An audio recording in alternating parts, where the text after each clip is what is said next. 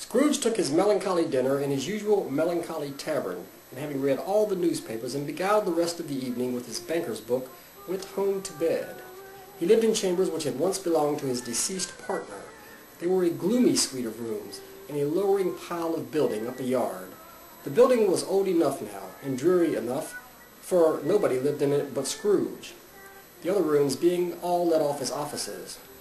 Now it is a fact that there was nothing at all particular about the knocker on the door of this house, except that it was very large. Also that Scrooge had seen it night and morning during his whole residence in that place. Also that Scrooge had as little of what is called fancy about him as any man in the city of London. That it also be borne in mind that Scrooge had not bestowed one fault on Marley since his last mention of his 7 years dead partner that afternoon. And then that any man explain to me, if he can, how it happened that Scrooge, having his key in the lock of the door, saw in the knocker, without its undergoing any intermediate process of change, not a knocker, but Marley's face. Marley's face, with a dismal light about it, like a bad lobster in a dark cellar. It was not angry or ferocious, but it looked at Scrooge as Marley used to look, with ghostly spectacles turned up upon his ghostly forehead. As Scrooge looked fixedly at this phenomenon, it was a knocker again. He did pause, with a moment's irresolution, before he shut the door, and he did look cautiously behind it first, as if he half expected to be terrified with the sight of Marley's pigtail sticking out into the hall. But there was nothing on the back of the door, except the screws and nuts that held the knocker on, so he said, "Pooh, pooh," and closed it with a bang.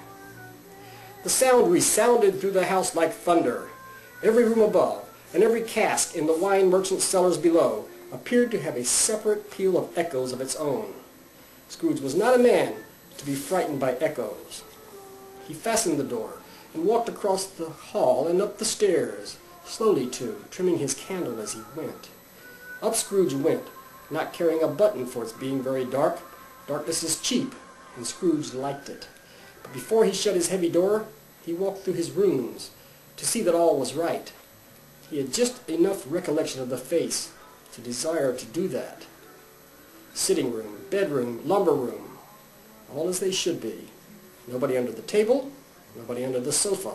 A small fire in the grate, spoon and basin ready, and the little saucepan of gruel, Scrooge had a cold in his head, upon the hob. Nobody under the bed, nobody in the closet, nobody in his dressing gown, which was hanging up in a suspicious attitude against the wall. Lumber room as usual. Old fire guard, old shoes, 2 fish baskets, washing stand on 3 legs, and a poker. Quite satisfied, he closed his door and locked himself in. Double locked himself in, which was not his custom. Thus secured against surprise, he took off his cravat, put on his dressing gown and slippers and his nightcap, and sat down before the very low fire to take his gruel. As he threw his head back in the chair, his glance happened to rest upon a bell, a disused bell, that hung in the room and communicated, for some purpose now forgotten, with a chamber in the highest story of the building. It was with great astonishment, and with a strange inexplicable dread, that as he looked, he saw his bell begin to swing. Soon it rang very loudly, and so did every bell in the house. This might have lasted half a minute, or a minute, but it seemed an hour. The bells ceased as they had begun, together.